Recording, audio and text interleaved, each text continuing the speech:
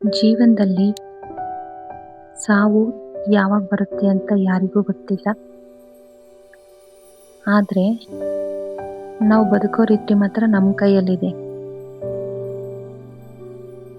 ಒಂದಿನ ನಾವು ತುಂಬ ಬ್ಯುಸಿಯಾಗಿರ್ತೀವಿ. ಫ್ಯೂಚರ್ ಬಗ್ಗೆ ಯೋಚಿಸ್ತಾ ಮನಿ, ಪ್ರಾಬ್ಲಮ್ಸು, ಡ್ರೀಮ್ಸು ಇದೆಲ್ಲದರ ನಡುವೆ ಒಂದು ಸಿಂಪಲ್ ಮಾತನ್ನು ಮರೆತು ಬಿಡ್ತೀವಿ. ಈ ಕ್ಷಣನೇ ಲಾಸ್ಟ್ ಆಗಿರ್ಬೋದು. ಅದಕ್ಕೆ ಕೋಪ ಬಂದಾಗ ಸ್ವಲ್ಪ ತಾಳ್ಮೆಯಿಂದ ಇರಿ. ಯಾರಾದರೂ ಮನಸ್ಸಿಗೆ ನೋವು ಕೊಟ್ಟಿದ್ರೆ ಒಮ್ಮೆ ಕ್ಷಮಿಸಿ. ಯಾಕಂದರೆ ನಾಳೆ ಇವರು ಇರ್ತಾರೋ ಇರಲ್ವೋ ಗೊತ್ತಿಲ್ಲ, ಅಥವಾ ನಾವೇ ಇರ್ತೇವೋ ಇರಲ್ವೋ ಗೊತ್ತಿಲ್ಲ.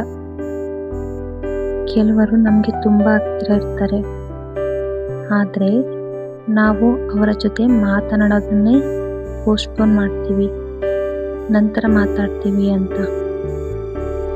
ಆ ನಂತರ ಕೆಲವೊಮ್ಮೆ ಬರೋದಿಲ್ಲ. ಅಮ್ಮನ ಕರೆ ಇಗ್ನೋರ್ ಮಾಡ್ತೀವಿ, ಅಪ್ಪನ ಮಾತು ಬೋರ್ ಅಂತ ಫೀಲ್ ಮಾಡ್ತೀವಿ. ಫ್ರೆಂಡ್ಸ್ ಮಾಡೋ ಮೆಸೇಜ್ಗೆ ಲೇಟಾಗಿ ರಿಪ್ಲೈ ಮಾಡ್ತೀವಿ. ಆದರೆ ಒಂದು ದಿನ ಅದೇ ಮೆಮೊರೀಸ್ ನಮ್ಮ ಕಣ್ಣಲ್ಲಿ ನೀರು ತರಿಸುತ್ತದೆ. ಜೀವನ ತುಂಬ ಸ್ಟ್ರೇಂಜ್ ಅಲ್ವಾ? ನಾವು ಯಾರನ್ನೋ ಇಂಪ್ರೆಸ್ ಮಾಡೋಕೆ ಹೋಗ್ತೀವಿ, ಆದರೆ ನಮ್ಮನ್ನು ನಿಜವಾಗಿ ಪ್ರೀತಿಸುವವರನ್ನು ಇಗ್ನೋರ್ ಮಾಡ್ತೀವಿ. ಒಮ್ಮೆ ಯೋಚಿಸಿ ನೋಡಿ, ಈಗ ನಿನ್ನ ಜೊತೆ ಇರುವ ಜನ ಎಂದಿಗೂ ಇರಲ್ಲ. ಒಂದು ದಿನ ಫೋಟೋದಲ್ಲಿ ಮಾತ್ರ ಉಳಿಯಬಹುದು. ಆದರೆ ನಾವು ಈಗೋ, ಆಟಿಟ್ಯೂಡ್, ಏಂಜರ್ ಇವೆಲ್ಲದರ ಮೇಲೆ ಟೈಮ್ ವೇಸ್ಟ್ ಮಾಡ್ತಾ ಇದ್ದೀವಿ. ನಿಜ ಹೇಳಬೇಕಂದ್ರೆ ಲೈಫ್ ತುಂಬ ಶಾರ್ಟ್, ಆದರೆ ನಾವು ಅದನ್ನು ಕಾಂಪ್ಲಿಕೇಟೆಡ್ ಮಾಡ್ಕೊಂಡಿದ್ದೀವಿ. ಯಾರಾದರೂ ನೆನಪಾದರೆ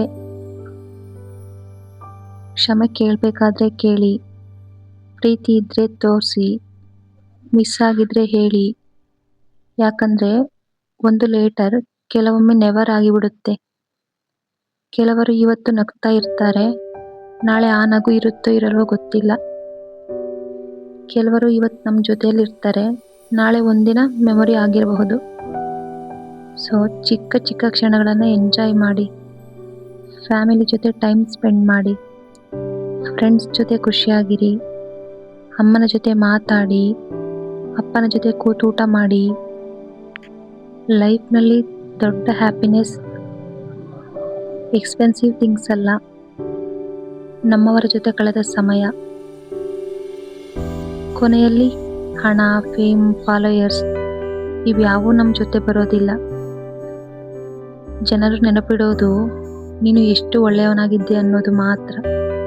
ಹಾಗಾಗಿ ಜೀವನ ಇರುವಾಗಲೇ ಒಳ್ಳೆಯವನಾಗಿ ಬದುಕು, ಮನಸಾರೆ ನಗು, ಯಾರಿಗೂ ನೋವು ಕೊಡಬೇಡ, ನಿನ್ನವರನ್ನ ಪ್ರೀತಿಸು. ಯಾಕಂದರೆ ಜೀವನದಲ್ಲಿ ಸಾವು ಯಾವಾಗ ಬರುತ್ತೆ ಅಂತ ಯಾರಿಗೂ ಗೊತ್ತಿಲ್ಲ. ಆದರೆ ಬದುಕಿರುವಾಗ ಹೇಗೆ ಬದುಕಬೇಕು ಅನ್ನೋದು ನಮ್ಮ ಕೈಯಲ್ಲಿದೆ. ನಿಜ ಅಲ್ವಾ?